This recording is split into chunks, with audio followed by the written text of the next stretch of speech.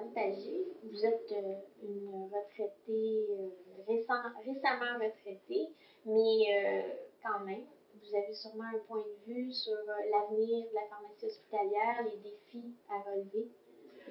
C'est sûr que, parce que je dis souvent, j'ai été gestionnaire, mais ma profession, c'est la pharmacie, c'est la pharmacie d'hôpital. Je suis restée toujours, puis je vous l'ai dit dans les exemples tantôt, je suis restée très près de, même si je n'ai plus pratiqué la pharmacie, je suis restée très près des préoccupations des pharmaciens. Je pense que le chemin qui a été parcouru par les pharmaciens dans les dernières années, les dernières décennies, c'est un chemin qui est tout à fait légitime et qui doit se continuer parce que je pense qu'il reste encore des pas à franchir pour que le pharmacien qui travaille en établissement soit tout à fait pleinement reconnu encore pour sa contribution très importante au réseau de la santé et des services sociaux. Donc, moi, je pense que récemment, il y a eu des nouveaux instruments qui sont venus, qui se sont mis en place, notamment les comités régionaux de services pharmaceutiques. C'est sûr que comme DGA d'une agence, comme PDG d'une agence assez grosse, hein, la Montérégie, deuxième plus grande région du Québec, pour moi, c'était pour l'équipe de direction et pour moi personnellement, évidemment, c'était très important, ces instances, cette instance de collaboration-là. C'est nouveau, hein?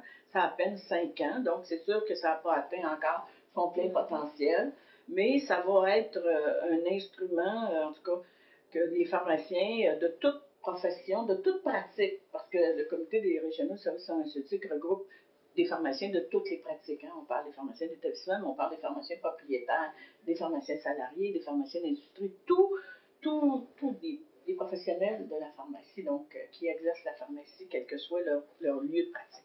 Et ça va être là qui va se jouer, parce que c'est une instance qui est au même niveau que la table des chefs de département de médecine spécialisée, le département régional de médecine générale, les commissions d'infirmières et infirmiers, bon, les commissions de médecine.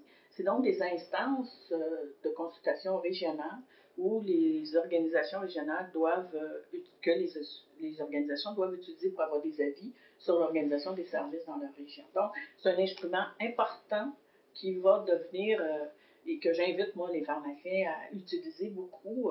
J'ai rencontré les gens qui sont les responsables de ces comités-là récemment, à l'hiver, et à l'invitation de Mme Lamarre et de Mme Lambert. Et c'est ce que je leur ai dit, attendez pas qu'on vous appelle, appelez, puis dites, moi, on peut intervenir sur tel dossier, tout ça. Puis là, les gens vont apprendre à mieux vous utiliser aussi. Parce que je pense, moi, que la pratique de la pharmacie, quel que soit son lieu de pratique, va continuer à évoluer. On le voit encore cette semaine dans les journaux où il y avait des articles là-dessus. Le pharmacien est reconnu par la population, est un des professionnels qui est le plus consulté. Là, il reste juste à faire le pendant d'une reconnaissance officielle par les instances législatives, si on veut, et les autres instances professionnelles. Donc ça, c'est à mon avis une des voies d'avenir. D'autant plus les pharmaciens d'hôpitaux, pour en parler, les pharmaciens d'établissement, maintenant, les personnes qui fréquentent les établissements connaissent les pharmaciens. Maintenant, quelqu'un qui a un séjour hospitalier, à la sortie de son séjour hospitalier, va raconter très facilement qu'il a rencontré des pharmaciens à quelques reprises, soit pendant son hospitalisation ou à la fin de son hospitalisation. En première ligne, maintenant, les pharmaciens sont très présents auprès des DRM, des groupes de médecine de famille. C'est les pharmaciens communautaires, mais ça va devenir de plus en plus important et ces gens-là doivent être très près les uns des autres, autant le pharmacien en établissement que le pharmacien qui pratique en officine, pour s'échanger des informations. Et ça, l'autre grand enjeu, c'est, et ça, les pharmaciens ne sont pas responsables juste de ça, là, c'est pas les seuls responsables de ça, c'est le transfert d'informations.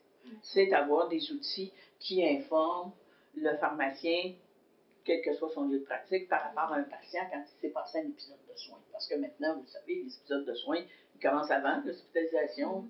Certains ont une hospitalisation, d'autres n'en ont pas.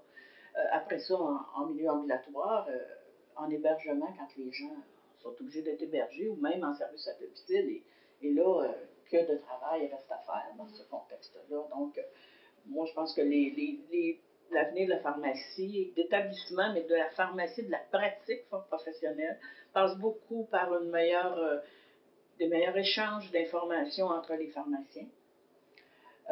continuer à se faire connaître auprès des personnes qu'on traite, dans le fond, parce qu'on est les clients, c'est nos clients.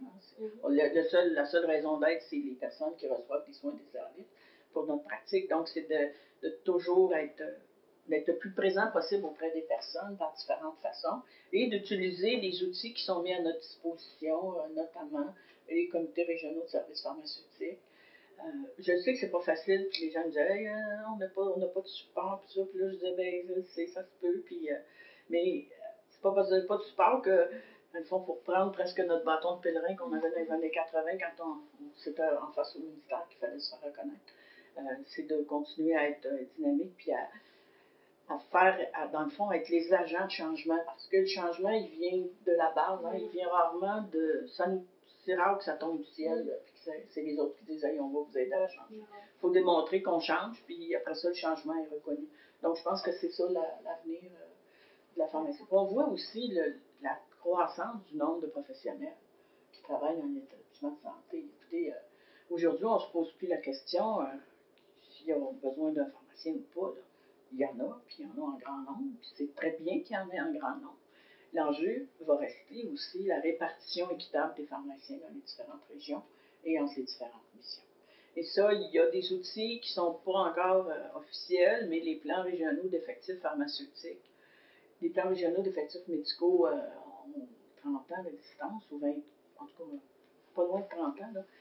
Ça n'a pas encore résolu le problème totalement, parce qu'on parle encore de pénurie, mais ça a résolu une certaine partie du problème et ça va continuer à améliorer. Et probablement que les pharmaciens ne devraient pas faire l'épargne de ces plans-là, même si ça peut sembler a priori très contraignant. C'est un outil de développement de la pratique professionnelle qui peut être, lorsque bien utilisé, qui peut être très efficace. Pour notamment, prenez l'exemple des médecins spécialistes, il y a eu une meilleure répartition des médecins spécialistes à travers les régions du Québec dans les dernières années. Oui, les nombres de médecins ont augmenté, mais les nombres de pharmaciens augmentent aussi. Hein? Les facultés de pharmacie admettent beaucoup plus de candidats, donc diplôment beaucoup plus de personnes. Donc, le nombre de professionnels disponibles est en progression et donc il faut avoir un moyen de s'assurer que une meilleure répartition dans toutes les régions de la province parce que tout le monde a besoin d'un pharmacien, qu'il soit son lieu de résidence. D'accord. Merci beaucoup, Mme Pagé. Merci beaucoup, ça me fait plaisir et bon anniversaire à la thèse.